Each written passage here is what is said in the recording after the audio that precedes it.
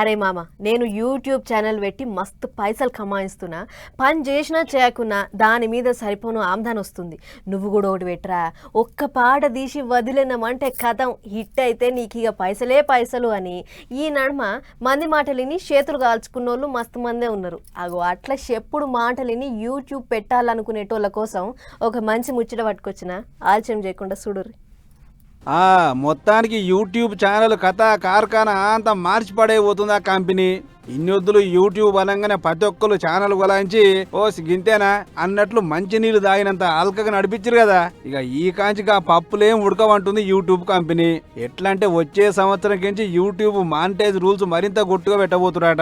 అదిగిన ఎట్లా ఇంతకు మునుపున్న రూల్స్ ను డబల్ చేస్తుర్రు. అంటే మునుపు యూట్యూబ్ ఛానల్ మానిటైజ్ కావాలంటే ఏడాదిలో 1000 మంది సబ్స్క్రైబర్లు కావాలి, 4000 వాచ్ అవర్స్ అన్న కావాలి, లేకుంటే 3 నెలల షార్ట్ వీడియోలు 10 మిలియన్లు దాటాలి అని చెప్పి రూల్ ఉండే కదా. అగో దాంట్లోకించి కొన్నిటిని డబల్ చేసారు యూట్యూబ్ వాళ్ళు.